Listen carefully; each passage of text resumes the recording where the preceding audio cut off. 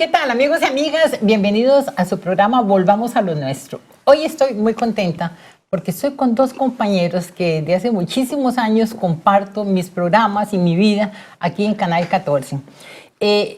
Yo no sé a cuál de los dos voy a entrevistar porque los dos son increíbles, ¿verdad? Entonces yo voy a aprovechar, como no saben bien qué es lo que voy a hacer, y vamos a empezar aquí a conocer un poquito, ¿verdad? De las intimidades de la gente, qué hacen, qué piensan, de dónde vienen, qué proyectan, etcétera, etcétera. Tengo hoy a mi lado está Javier Mata Segura, que es, digamos, el centro de nuestra conversación. Aunque ahora estoy aprovechando que Manrique Blanco, nunca lo he tenido aquí en cámara, entonces tengo dos principales, ¿verdad? Usted no se va a poner celoso, ¿verdad, Juanito? No, para nada, no. ¿Y por qué están ellos dos aquí? Porque son amigos de muchos años, porque son gente que han compartido muchísimas cosas que nosotros no conocemos, muchas cosas interesantes de la vida, de eso que muchísimas veces uno sabe, una persona trabajó en esto, en lo otro, tal vez no sabes algunas otras cosas, y cómo fue el ambiente, qué se hizo, en fin. Entonces, yo voy a empezar con Manrique, porque ya después cuando le entremos a usted, no lo vamos a aflojar, ¿verdad? Entonces, Manrique Blanco. Manrique, vamos a ver, tiene cosas muy interesantes. Desde que yo llegué aquí siempre conocí, lo primero que conocí fue la vida de tu mamá. Una mujer totalmente entregada a su comunidad, con un gran cariño, una gran devoción, una gran solidaridad y siempre tendiendo la mano. Y además ubicada en un lugar que a mí, yo hasta después, ya viendo fotos antiguas, dije, ay, ¿cómo es eso? O sea, sería como diagonal a la catedral, exactamente, ¿verdad? Diagonal por la parte de atrás de la catedral. La parte de atrás de la catedral. Donde actualmente están los semáforos. Ajá, exacto, que hay un hueco, o había un hueco. Ahora están haciendo un parque, un medio hueco.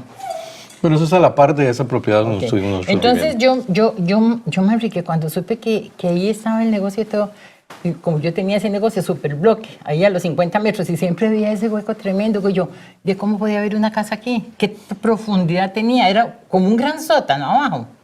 No, en realidad lo que había era una edificación grande de madera que iba desde la esquina hasta donde actualmente, hasta donde está los bares estos, donde estuvo la Junta y estaban los bares que no sé cómo se llaman ahora, donde estuvo el minero. El minero. Esa era una edificación muy grande que había ahí en los años, eso se demolió más o menos en los primeros principios de los 80. Yo he visto en el libro de Don Norman, he visto en el último, he visto una edificación que parece ser esa, pero con un segundo piso. Posiblemente luego en el transcurso del tiempo, entre los años 40 y 50, tuvo algunas modificaciones.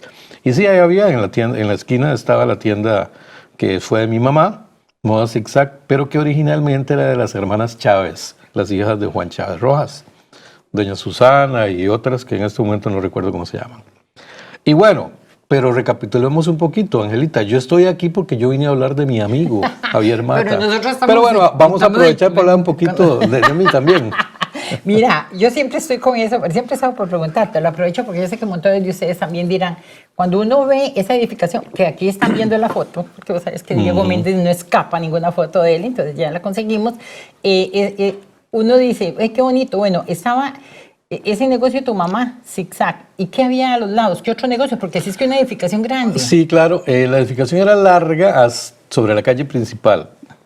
Por la calle que baja, llegaba hasta ¿qué te digo? Hasta donde nosotros tuvimos la tienda y la casa. Ahí estaba la Foto Estudio Sam, que aparecen muchísimas fotos, y son fotos justamente de Julio Sam, que para mí, sin menospreciar a muy buenos profesionales que existen actualmente, no ha habido un fotógrafo tan bueno como él, don Julio Santamaría. Luego seguía el Hotel Lili, el hotel de doña Lili Suárez, que posteriormente se pasó a donde está actualmente la autocaja del Banco Nacional, y posteriormente se pasó a donde estuvo la última vez, que es 50 metros al oeste, del Banco Popular.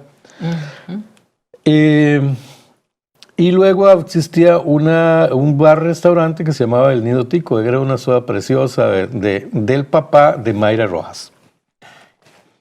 Y creo que luego había un par de negocios que me cuesta mucho recordar porque como que hubo algunos cambios de repente en el tiempo y entonces no preciso, pero esos eran los principales que me acuerdo. Era la tienda Moda Zigzag, luego seguía, creo que primero estuvo Doña Lili y los Fotoestudio Sandy, y cuando Doña Lili se fue de ahí, entonces las Fotoestudio alquiló todo lo demás. Luego seguía el Nido Tico. Y hubo una cantina que se llamaba, creo que Cantina Aguilar o a las Águilas o algo así. Y era grande la edificación. Era muy grande, era de esta esquina hasta pegar al edificio donde estuvo el minero. Ok, y ahí después en algún momento estuvieron los Altamirano, no por el lado del minero, sino por la otra calle. Por la otra calle, sí. Ahí existían ellos también. Exactamente, ellos, la casa de ellos estaba ahí. Claro. Más o menos antes de llegar al cruce con la otra cuadra. Ajá. Por ahí estuvieron ellos. Claro, unos grandes zapateros. Sí, exacto. Que por cierto, una de las hijas de ellas se casó con mi primo Arturo, que en paz descanse. Entonces, entre los blancos y los altamiranos hay un ligue ahí familiar. Ahí yo vi todas las cosas que estamos sacando. Aquí. Vi una foto de lo más linda. Resulta que Manrique, chiquitico, ¿qué podrías tener? Como un año así, alzado por tu mamá. Guapísima tu mamá. Y el chiquillo precioso. Y esa foto que como que salió de repente o existía hace tiempo, si vos la conocías. No, es que esa foto salió hasta hace poco, pero esa la publiqué yo en el 2013. Eso fue como uno de esos recuerdos que salen en la página social esta, Facebook. Y de repente a alguien le gustó porque la vio y empezó, ¿no? Y yo vi que de repente todo el mundo hablaba de la linda foto que yo publiqué, que creo que fue, el 2013, porque posiblemente mami murió en el 2012. Entonces posiblemente en ese tiempo yo estaba algo nostálgico y la publiqué. Sí, esa foto tiene que haber sido tomada. Recordemos que nosotros estamos a la par de los Fotoestudios Sandy.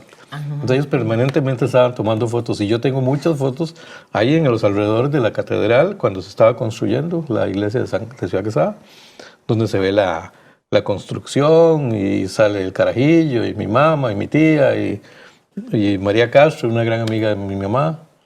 Claro, entonces esas fotos, bueno, porque yo siempre las veo porque don Joaquín Castro tiene una colección increíble y nos da acceso a todo el mundo a las fotos, pero nunca he sabido quiénes son los autores. Posiblemente casi todas eran de don Julio Santamaría. O de muchachos que le ayudaban, como Edgar, que era uno de los muchachos que trabajaba, que ahora es igual que yo, un señor que trabajó toda la vida con los santos. También estaba Toñito Ruiz, que era un carajillo en aquel momento. Y que es un excelente fotógrafo. Que es un reconocido fotógrafo nacional. Los hijos de Julio estaban chiquillos, que son primos míos además, porque doña Marina, la mamá de ellos, la esposa de don Julio Santamaría, es prima hermana de mi mamá, era prima hermana de mi mamá. Que aquí todo, como por eso a mí me dijeron desde que yo llegué aquí a San Carlos, usted tenga cuidado cuando habla con un grupo de gente, porque aunque entre ellos parece que no se conocen, todos son familia. Todos son familia. Y de repente entonces se dan cuenta entre ellos, ustedes y el otro se terminan dando cuenta que son familia. Manrique, como para ir, porque quiero como irnos ubicando bien, tu mamá era sancarleña y tu papá, ¿de dónde venís vos, José? Mi papá no era sancarleño, mi papá era josefino. Mi papá mi madre tenía una tienda, la tienda que todos conocemos, que primero se llamó Moda Zigzag y luego se llamó tienda MB. MB era por Mérida Blanco y por muy bonito, muy barato. Y por Manrique Blanco. Y mi papá era agente de ventas de una empresa que se llama La Españolita, que vendía pasamanería, tenían una fábrica de plásticos, en fin, muchísimas cosas típicas de una tienda. Y mi papá, era un josefino de una familia muy numerosa, de 10 hermanos, más o menos, que vivían primero en Alajuela, luego vivieron en Barrio México y luego vivieron en San Sebastián. Mi papá era el mayor. Mi papá, a los 18 años, queda huérfano de su padre, de don Humberto Blanco también se llamaba. Mi papá se llamaba Humberto Blanco Chávez. Y muy pequeño tiene que ponerse a trabajar para mantener a toda una familia de 10 hermanos. Que originalmente era de 9, pero mi tío Leonardo, que es el último, el menor, nace cuando ya mi abuelo había muerto. Entonces, entre los múltiples trabajos que tuvo, trabajó con el Gallito, etcétera, y él venía mucho a San Carlos, ahí conoció a mi mamá, digamos, tenían una relación comercial. Y de ahí salió. Dicen que me fabricaron en Pital de San Carlos. Uy, mira, y tu mamá preciosa, porque solo esa foto donde te tenía Sí. alzado, o sea, ese Josefino vino. Sí, mi mamá era una mujer muy hermosa. En general, mis tías son mujeres muy hermosas. Yo me sorprendo. ¿Cómo se dice? La unión de Blanco con Valerio hizo mujeres muy lindas. Y de ahí no eso, ¿verdad? Entonces sí, mi mamá se dice sancarleña. Mi mamá es blanco valenciano, pero que en realidad hay un cierto enredo y un cambio, pero debe haber sido Blanco Valerio, porque nuestra familia valenciana en realidad es Valerio, de los Valerio de aquí de San Carlos, de Ciudad Quesada, que también hay otros en Aguasarcas. Valerio Herrera. Mi mamá es de San Vicente, yo era de San Vicente. Nuestra familia es la misma familia de los Benavides Blanco, la mamá de los Benavides Blanco, los músicos, Suri, Chico, Rafa, ellos son primos segundos de mi mamá. Su madre, Dulcelina, la soda Dulcelina de San Vicente, le pusieron ese nombre, era prima hermana de mi madre. Yo a doña Dulcelina la entrevisté hace muchos años. Sí, hace muchos años ya. ¡Qué belleza! Mira, bueno, ya me enteré bastante bien. O sea, ya entramos en esa parte. Ahora entramos en la parte de que, ¿verdad? Del de mal. Javier. Vos te referís a la parte del mal. Porque, amigos y amigas, Javier Mata, Segura, nuestro invitado especial en el día de hoy, que va a ser interrogado aquí por Manrique y todo ese Qué montón de barbaridad. cosas. Vamos a ver esa parte también miedo. de la familia. ¿De dónde viene su familia, su mamá, su papá? Bueno, primero que todo, muchas gracias, Angelita, por invitarme a este gran programa. Para mí es un placer inmenso poder compartir micrófonos y cámaras con usted y con mi gran amigo Manrique Blanco. Definitivamente no todos los días le sucede eso a uno. Así se lo digo. Y déjeme decirle que, por ejemplo, mi madre, doña Carmen Segura Artavia, del lado de Atenas, y luego papá, José María Mata Mata, de Guanacaste. Exactamente. Y de todos mis hermanos y hermanas, yo nací en el Hospital Viejo de acá de San Carlos, el único que nació aquí en Ciudad Quesada. Y imagínense la historia a nivel de todo lo que uno puede haber vivido. Ahora que estaba escuchando yo a Manrique, qué bonito, ¿ah? Es más, yo desearía poder ver esas fotos que dice Manri, esas sí no las conocí cuando estaban haciendo la iglesia y toda esa cuestión. De fotos de cuando Manrique estaba chiquito y todo eso sí he visto. Y que doña Amelia era muy guapa, eso definitivo, ¿ah? Pero bueno, no importa, ustedes ven por mí. Javier, usted dice que usted fue el único que nació aquí, o sea, el único sancarleño. ¿Y de dónde nacieron los demás en Guanacaste? ¿De dónde venían ellos? Vea, según me contaba mamá, papá era un andarín. Ajá. Limón, bueno, Punta Arenas, Atenas, de todos los lugares, Naranjo. Antes era así el asunto. Mire, andaba de allá para acá, de allá para acá. Entonces, como para decirte exactamente dónde nació Álvaro, mi hermano mayor, que en paz descanse, dónde nació Alex, dónde nació Nena, dónde nació Eugenia, dónde nació Flor, Cecilia, puña. Un montón. Sí, claro, mi hermano José Francisco, Ruth, que son gemelos. José Francisco y Ruth son gemelos. Sería pegar un batazo, ¿no? Sí, pero es que sabe que Matica, antes sí que era la costumbre, la gente parecían así, ¿verdad? Como, Sí. Parecían andariegos, nómadas, o sea, Sí. en todo lado. Y al final vinieron y se quedaron definitivamente aquí en San Carlos. Sí. Su papá se le olvidó ya lo de andariego. Ah, sí, aquí cuando se quedó, papá llegó acá a Ciudad Quesada, se quedó aquí y por medio, a él le encantaba la agricultura y todo, pero el trabajo de él era panadero, ¿ves? Y muy buen panadero. Trabajó en la panadería de Inocente Hidalgo mucho tiempo. Luego, mi padrino, don Felipe Barrantes, que tuvo una panadería que se llamó Santa Cecilia, por donde quedaba la pulpería, ¿cómo se llama esta señora? Aquí abajo de San Antonio para abajo, Doña Berta. Doña Berta, la mamá de don Joaquín, el que saca las fotografías. Ajá. Bueno, al lado Hermana abajo, del padre Sancho. exactamente. Al lado de abajo estaba la panadería Santa Cecilia. En algún momento, padrino, que era oriundo de San José, iba a volver con mi madrina, doña Dulcelina, y entonces papá adquirió la panadería y la tuvo por años.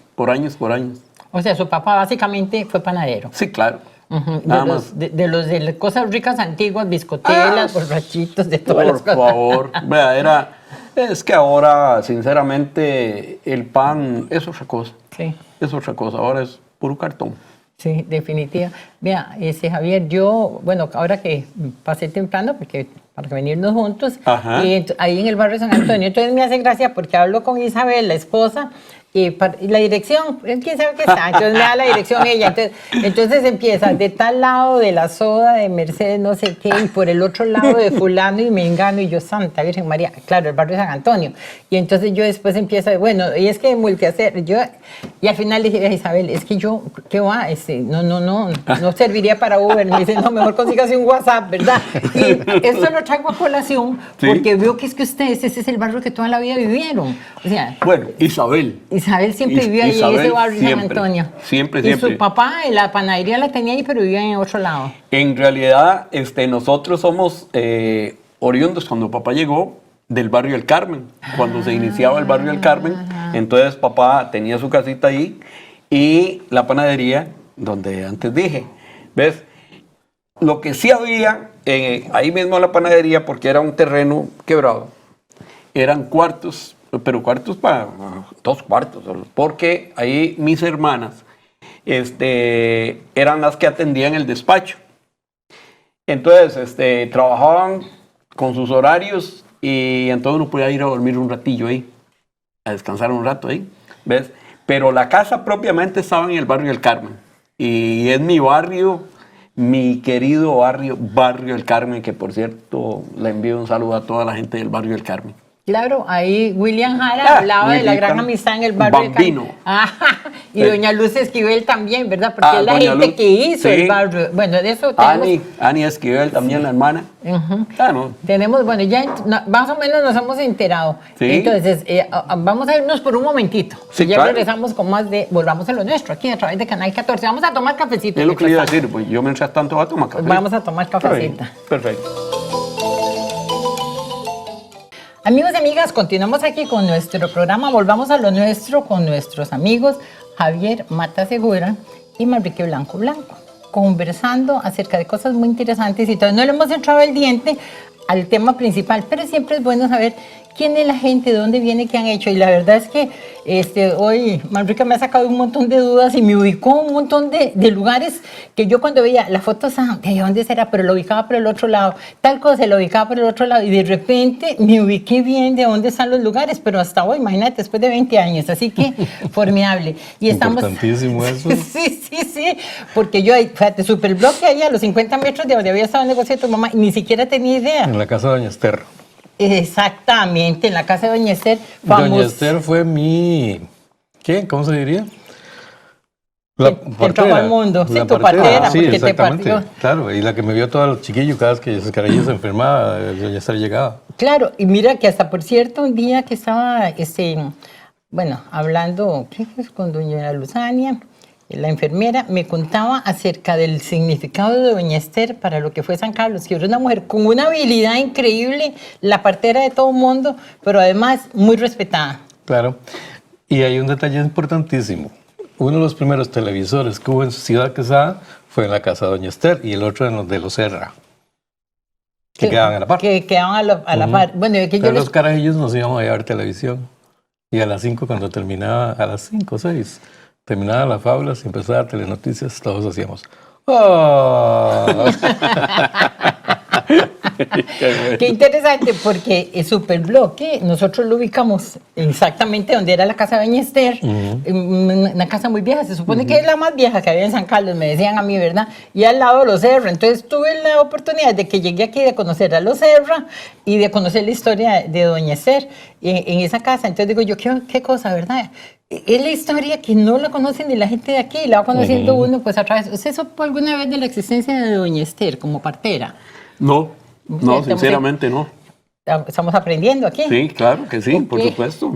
Ok, y vea qué bonito, porque entonces nuestro amigo Javier Mata también nos ubica en esa panadería que tenía su papá en el barrio San Antonio, Sí. donde inclusive un poco como nos habla ese Manrique, de esas edificaciones viejas, donde estaban acomodadas de manera que estaba la panadería, pero también había en la parte de abajo un par de habitaciones a donde la gente podía descansar. O sea, era San Carlos de aquel entonces. Y por eso, cuando su esposa hablaba de San Antonio, claro, bien ubicada, se pasó toda la vida ahí. Pero usted lo pescaron y se lo llevaron para ese barrio.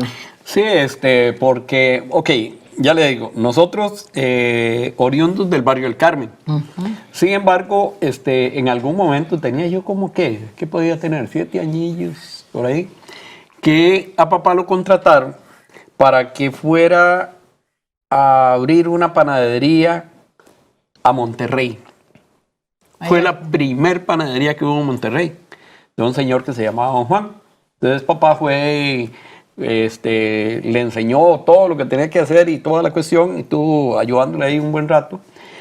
Pero papá era feliz también sembrando y todo eso. Entonces don Fingo Vargas, que era prácticamente como de la mayor parte de Monterrey dueño, le dio ahí para que sembrara, y papá era feliz sembrando. Pero feliz, ¿verdad? Entonces duramos unos añitos ahí. Ya cuando nos venimos nuevamente para el barrio del Carmen, fue cuando siguió con lo de la panadería Santa Cecilia y toda esa cuestión. Pero sí es parte de la historia, y como lo decía usted, Angelita, ¿cuánto aprende uno? ¿Cuánto aprende? Por Javier ejemplo, ahora tiene que una historia de esos tiempos de Monterrey, que yo la conozco. Usted estaba en la escuela de San Antonio. ¿Quién? Yo. Sí. Estuve en la escuela de Monterrey y luego nos fuimos a vivir a San Antonio, que quedaba como a media hora a caballo en ese momento. Exacto. Porque Es que la historia de Javier, que él me contó hace años, Vamos a ver, fue que vamos una a vez venía en un caballito y el caballito se le murió.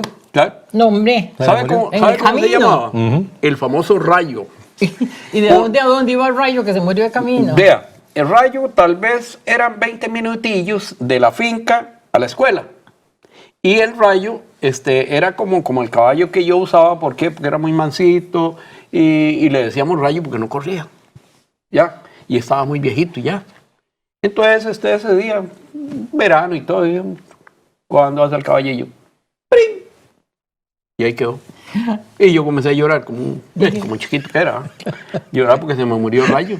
Pero se murió de viejito. Yo quedé impactadísimo cuando Javier me contó eso. No, sé, porque que yo no se no te olvida. entendía por qué se había muerto el Rayo. Sí. Vea que lo recuerdo. Eso, a lo menos me contaste como unos 20 años, te iba a haber sido que me lo contó. Claro Y que ahora sí. me acordé, cuando hablo de Monterrey, me acordé de eso. Sí, pero era por viejito. El famoso Rayo. Claro, pero bueno, es una anécdota, Ah, son no, partes por de la supuesto, vida por de un supuesto. niño que vive en esas zonas. Y quiere decir que usted vivió muchos años en Monterrey. Pues no digamos que muchísimos años, Pero bueno, no, algunos cuantos. pero por lo menos, ¿qué? 5 años. ¿Se conoce entonces ese Monterrey 6 antiguo? años. Sí. Monterrey Mira, de antaño. Monterrey, en invierno solo por avioneta. Nada más. Mentira que iba a entrar un carro. Los carros entraban en verano. Pero digamos, el resto a nivel de invierno era avioneta y a caballo. Y Nada si más. tuviéramos aquí a don Alejandro Romero, nos contaría cómo fue que se hizo el camino para que pudieran entrar las avionetas. Y me acuerdo que don Fingo cuando- Vargas era Ujú. los más colaboradores. Sí, y también estaba el hermano, que era don Hugo Vargas, ¿ves? Que tenía una gran finca, bueno, entre otras cosas. ¿Hijo de qué era don Domingo? Algo así, fundador que era en Venecia, de la escuela. Vos sabés que yo propiamente lo que es tal? como el papá o así, como que Ajá. no, pero sí me acuerdo de don Fingo. Yo soy, por ejemplo, tengo un gran amigo que hace años no lo veo, bueno, y ni lo voy a ver porque no veo, que es Kenneth ¿El hijo de Vargas. Fingo? Sí, claro. Que sigue los pasos del padre. O sea, Ok, Kenneth estuvo conmigo en la escuela y todo. Yo desearía hablar con Kenneth. Desearía hablar. pues cuando quiera, yo estoy en completo contacto. Este siempre está luchando Entonces que me el lleva agua, que esto, que lo Ok, otro. entonces me lleva donde don Rodrigo, también el dueño de la gasolinera. Ah, no, o sea, aquí estamos entre familia, ¿verdad? Ya. Cuando vemos la paseada es Don completa. Rodrigo, ahí para ir a saludar a don Rodrigo, a Cini, a Gisela, a Ronita. O sea, entonces usted pasó esos años ahí en Monterrey. Sí, claro. Y de repente se viene acá. ¿Cuándo es que usted ya empieza, bueno, termina la escuela, estudia también el colegio, no? Yo termino escuela, ok, en el barrio del Carmen. Ajá. Y algo muy vacilón, saqué el diploma 2 veces. ¿Y eso? No porque era muy estudioso, sino que yo lo saqué normalmente en la escuela, como cualquier chamaco. ¿Ah? Y luego, bueno, entro al colegio, pero yo llego como hasta segundo, porque yo jugaba fútbol, ponía música en la máquina del tiempo, ponía música en la radio, y me di cuenta que como que el estudio no me interesaba tanto, sino la música. Claro. Y era demasiado cansado, demasiado cansado. Entonces yo me alejé del liceo, mi querido Liceo San Carlos. ¿Ve? Pues en esa época una hermana mía, Alice, iba a la escuela nocturna, que era la Juan Chávez, a sacar el sexto. Entonces yo la acompañaba, para que no se viniera sola y todo. Entonces ese acompañar, y ahí me metí al aula y comencé a darle. Entonces me gané el diploma otra vez. Con doña Cristina, en ese entonces. Yo no me acuerdo si estaba doña No, la Zulay o- nocturna no era la misma escuela. Sí, pero no recuerdo ahorita quién. O sea, Sí, la escuela estaba en la nocturna- escuela, en el edificio. Ah, no, sí, Ah, sí, sí, en el mismo, sí, sí. todo en Pero el no mismo. era la misma escuela. La Juan Chávez y Era todo, una pero escuela nocturna. sí, exactamente. Entonces saqué el diploma 2 veces para que no me falte. Así Bueno, lo hice. pero qué interesante, ¿va? Ese es el primer caso que conozco yo de eso, que alguien saque dos Sí, veces. sí. Sí, pero fue por acompañar a Alice. ¿Ves? A Pero Alice. ya están todos ustedes en la parte de la música y de todo. Manrique, ¿cuándo vos lo conoces? Desde ese entonces que estaba metido en Antes eso. de contestarte, quiero recalcar algo que a mí siempre ¿cómo te digo? Me admiró de Javier. Javier ha sido un vagabundo, básicamente. Que él ha ido en la vida haciendo lo que a él le da la gana. Gracias. Qué Pero, dichoso. pero con la gran ventaja que como tiene muchos talentos, entonces lo que a él le ha dado la gana hacer lo ha hecho bien. Porque también Javier, es que le recuerdo ahora que habló mencionó el fútbol, y conozco una fotografía de Javier, porque Javier era un gran futbolista. Javier estuvo un tiempo, jovencito, jugando, no solo en el barrio del Carmen, sino que entiendo que también jugó En las ligas jugó menores. en ligas, en algún tipo de liga donde además estaba con nuestro querido alcalde Alfredo Ajá. Córdoba. Sí. Así, cuando estábamos con el Liceo San Carlos y estuvimos en el juvenil de San Carlos, ¿ves? Hubo mucha gente muy buena ahí que compartimos minutos en cancha a nivel de fútbol. Si yo comienzo a decirle nombres, Pachizauma, Vega, ¿y qué más quiere que le diga? Gustavo Hidalgo, que en paz descanse, que tenía la talabartería, que era el goleador. Tenían pero un equipazo de padre y señor mío. O sea que el fútbol siempre aquí ha sido muy importante para los sancarleños. Bueno, uno dice aquí, No, en todo Angelita. lado, pero digamos concretándonos a San Sí, Carlos. por sí. supuesto. Mire, y cuando eso, se hacían los preliminares, entonces jugaba sea el infantil, a veces le tocaba al juvenil o a la reserva, que ahora se llama alto rendimiento. Entonces, digamos que en San Carlos, cuando eso se jugaban los partidos a las 11, entonces San Carlos jugaba a las 11, ¿verdad? El equipo mayor. Entonces a las 9 de la mañana había un preliminar. Ejemplo, que jugábamos contra Saprissa, contra la Liga, contra Cartago, Heredia, lo que fuera. Y el estadio se llenaba, porque teníamos tan buen equipo que el estadio quería, o sea, la gente llegaba a ver a los chiquillos jugar. ¿Por qué? A los jóvenes, porque teníamos un gran equipo. Lástima que esto ya no existe, lástima, porque uno crecía con la afición, con los estadios llenos. Entonces, cuando a uno lo pasaban a jugar de infantil a juvenil o de juvenil a reserva, y yo podía jugar con un estadio lleno en el Ricardo Saprissa, donde fuera, en Alajuela. que era Javi, lo usted mismo. tiene esa foto, ¿verdad? Donde sale usted el portero. Sí, claro, por ahí tiene que haber una foto, al rato estoy con mi hermano José Francisco, que era defensa. ¿Cuándo eso? No, te lo digo para que... Sí, para Claro, hacerme para la que- película. Pero recordes traerla que para el Dieguito programa. se dé cuenta. Exactamente. Ok, Bueno, ok. volviendo a tu pregunta original, yo conocí a Javier Mata por la siguiente razón y en las siguientes circunstancias.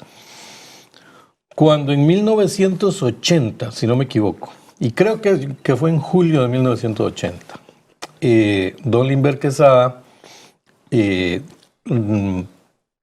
recibe la concesión del Estado para abrir una emisora de radio en la frecuencia 101.1. La abre con el nombre de Ultra. Y quienes iniciamos esa estación fuimos Roger Ajún, que actualmente es un gran comunicador de Anexión Tuvo TV. que haber sido un toque atrás, porque Ultrasonic con Enrique a lo que yo recuerdo, se inauguró en 1979. 79, tenés Sí. razón. Sí. 80 fue ya Ultrasonic, donde estuvo luego. Es cierto, tienes razón. Sí. Estaba en la casa de don Limber, que es la casa de Pachi Sauma, de los Sauma, hijos de los Pachi. Ahí la tenía don Limber, ahí la empezó. Puso una torrecita, un transmisor. Y en ese momento en Radio Cima trabajaba, que era don Limber también, trabajaba Roger. Y él nos encomendó a ambos que nos hiciéramos cargo de la estación. Roger estuvo un tiempo, luego estuve yo. Y en ese lapso, don Limber le vendió la estación a don Enrique Gutiérrez. Fue cuando don Enrique la pasó a los altos de la taquería Víquez. En ese lapso ya yo estaba en la universidad y entonces yo allá intentaba como colaborarle en cosas a Enrique y le hacía, como locutor, le hacía lo que llamamos identificaciones de la radio y se las mandaba.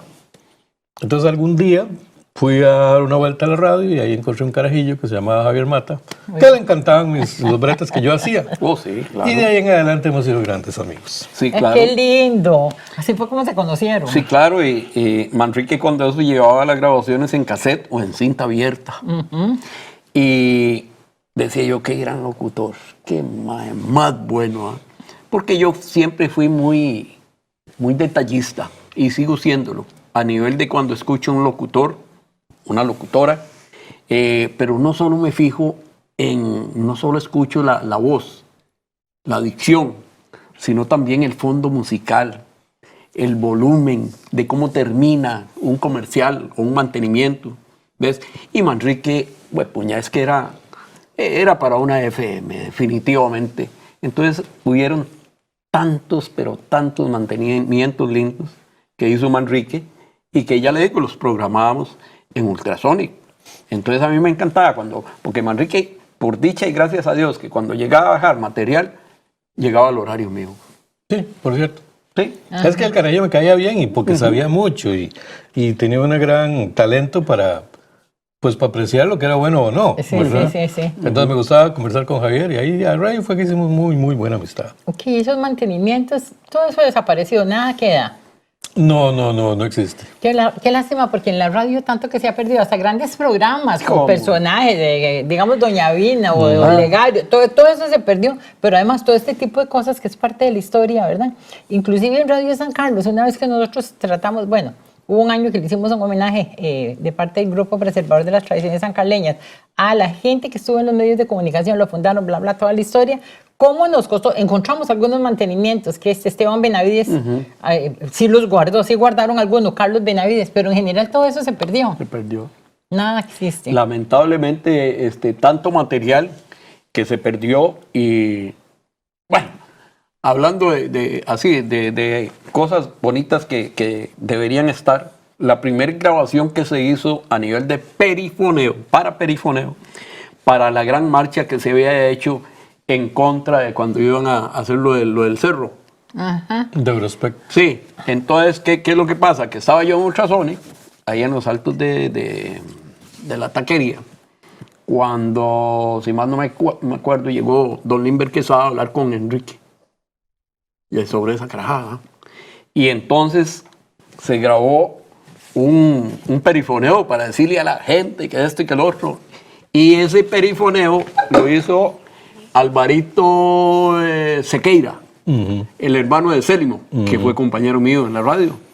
Y me acuerdo yo que lo grabamos ahí mismo, sin tener estudio de grabación ni nada, sino que lo bonito es que nosotros empezamos y trabajamos como dicen, con las uñas. Entonces, cuando llegaba un equipo nuevo y todo, lo apreciábamos demasiado. ¿Por qué?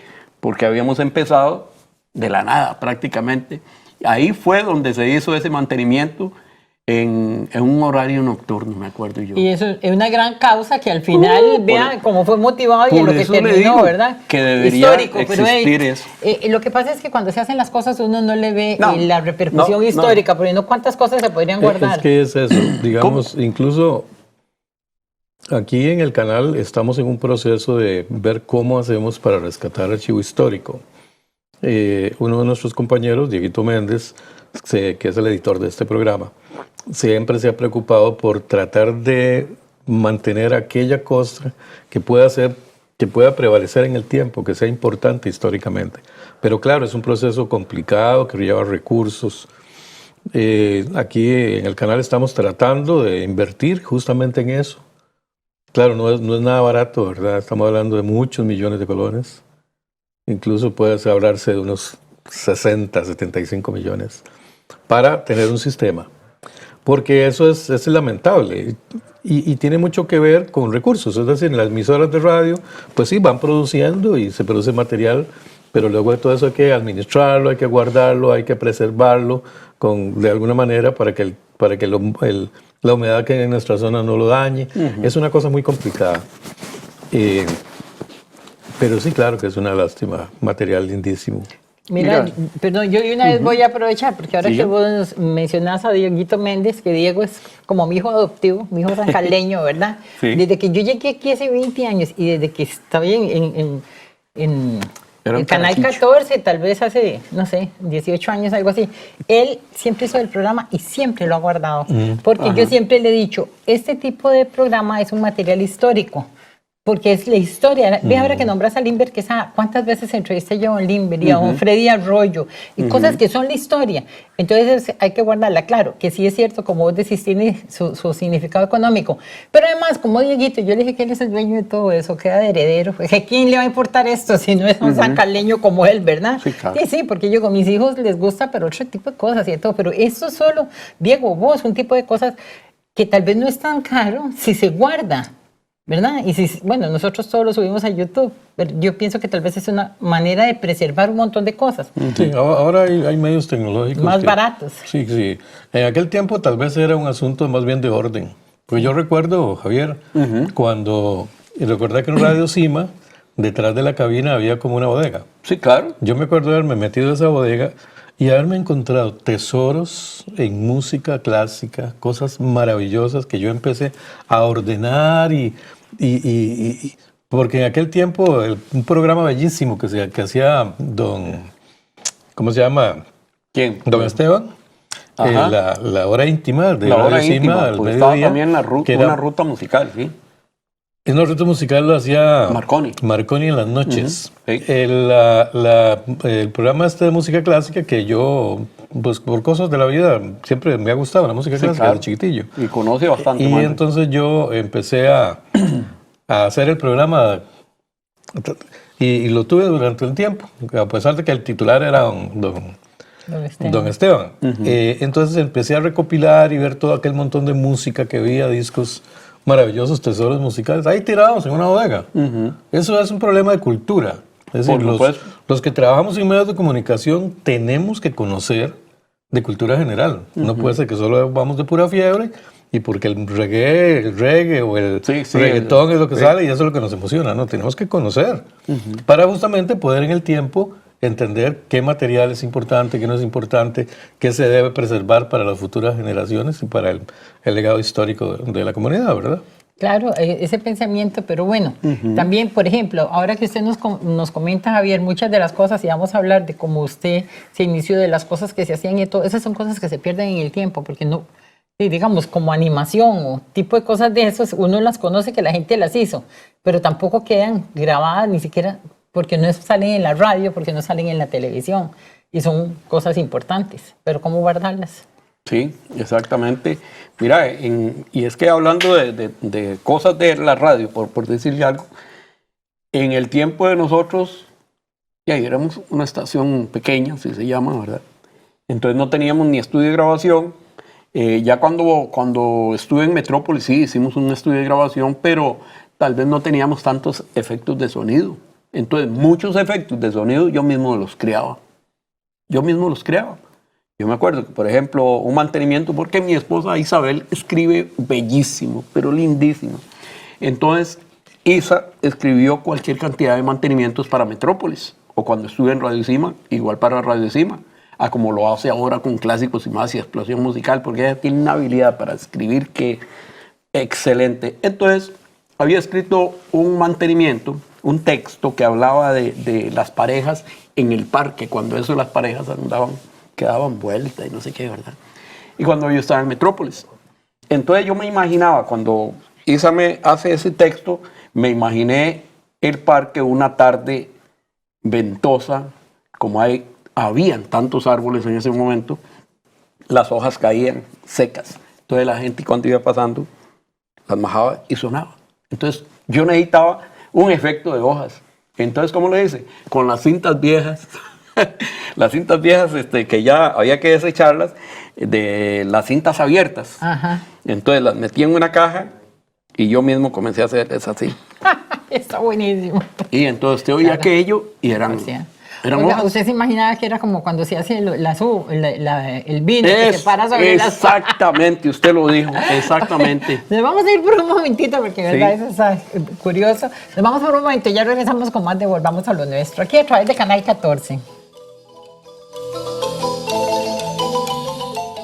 Amigos y amigas, continuamos con nuestro programa Volvamos a lo Nuestro. Tenemos aquí a nuestro amigo Javier Mata y a nuestro amigo Manrique Blanco conversando acerca de toda la historia de San Carlos en la que ellos participaron, cómo se conocieron, y no hemos entrado todavía en la parte del programa que habíamos inicialmente programado, pero es que realmente la conversación es muy sabrosa.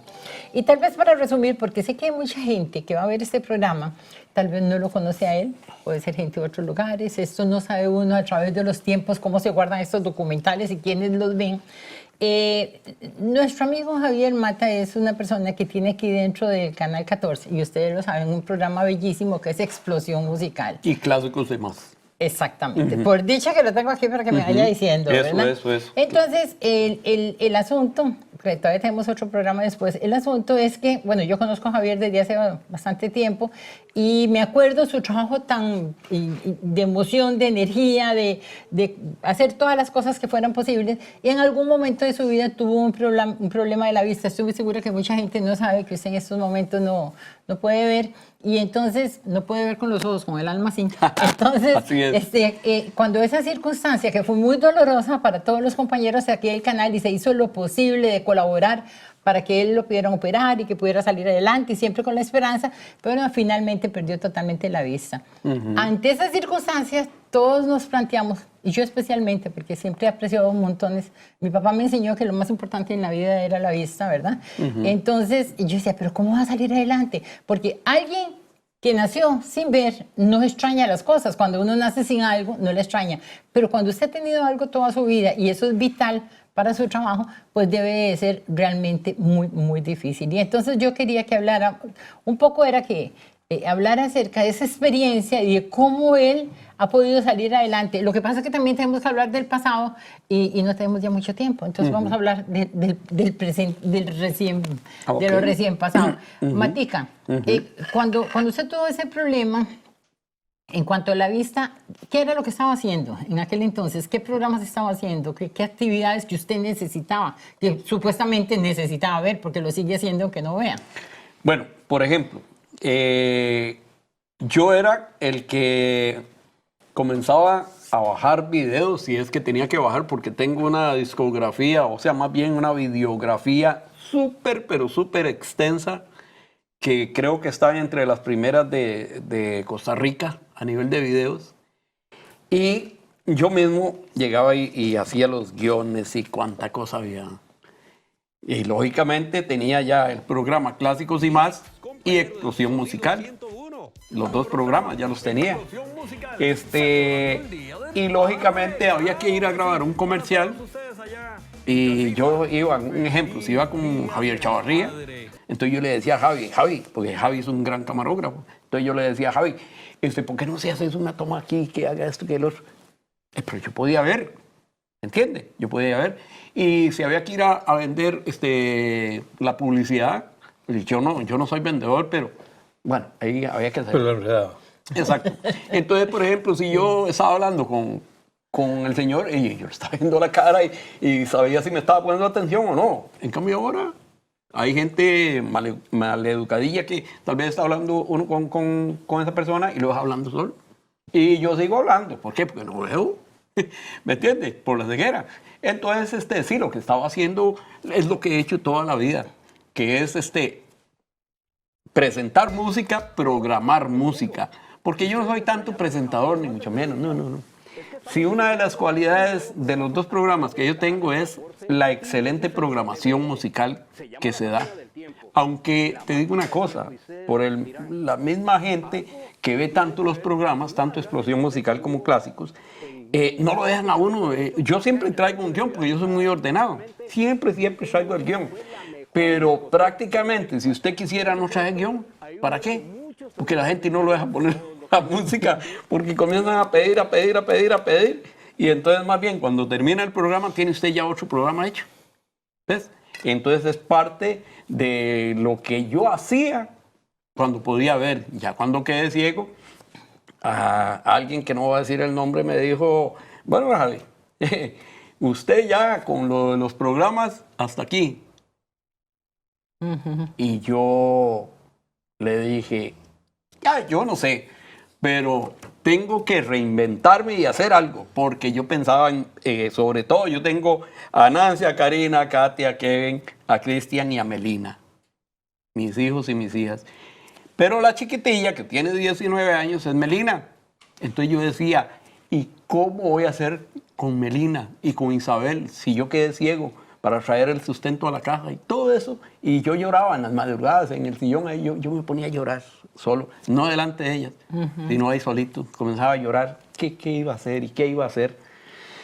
Cuando yo dije, sonó la campanilla, clink, clink, terminó el recreo de la tristeza, a ponerle.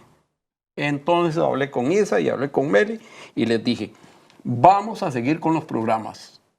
Ustedes me van a ayudar porque siempre me han ayudado. Melina es la editora de los videos. Melina, así se lo digo, sacó el oído de este viejillo para editar, para lo que es la música y todo. Entonces, seguimos con los programas. Ellas me ayudan a hacer los guiones. Melina editando.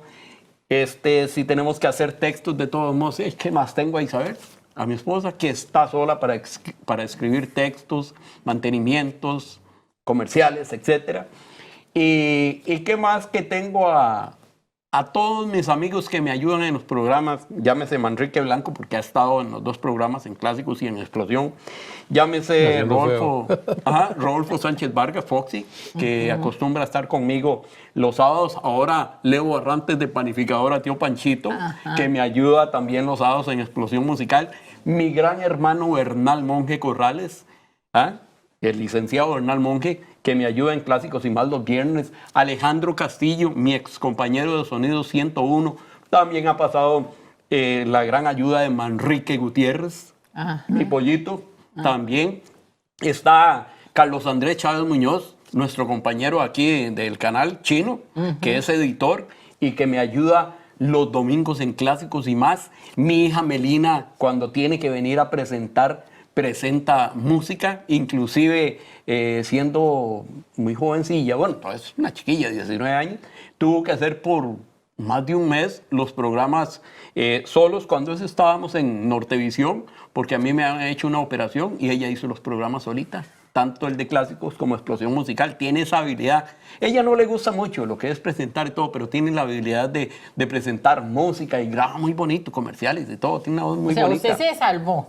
Porque ¿cómo? si usted se le hubiera ocurrido eso, sin tener el apoyo de su esposa y de su hija, no, muy difícil. luego. Pero como que es que todas las cosas en la vida tienen, pero también el ánimo suyo, como dice usted, ¡ring! Se acabó el recreo, ¿verdad? Porque también usted se hubiera seguido ahí amargando toda la vida.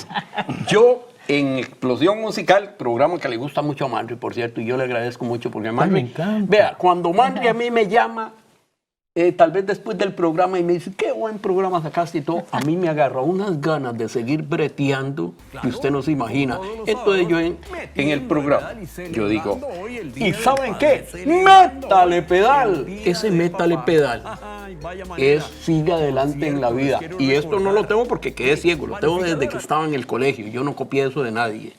Desde que estaba en el colegio yo decía, métale pedal.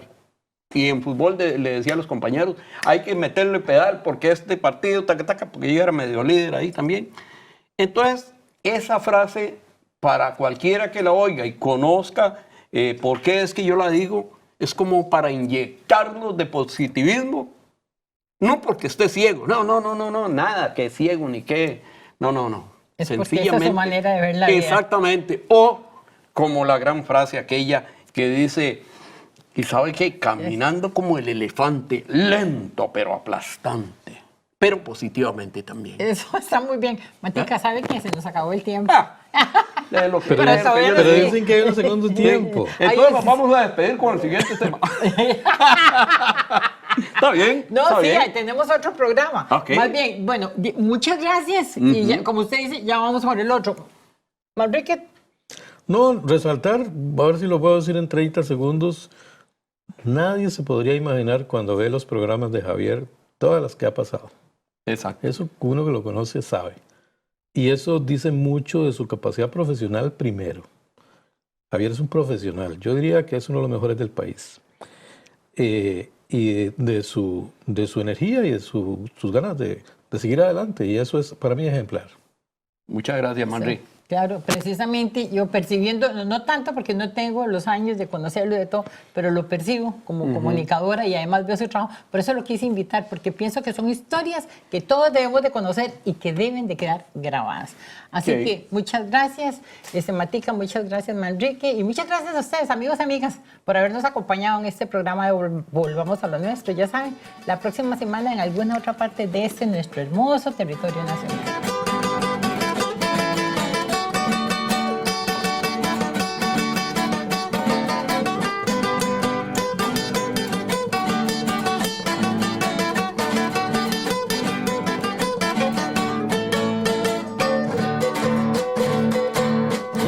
San Carlos, mi tierra querida, muy linda y hermosa, mi tierra natal.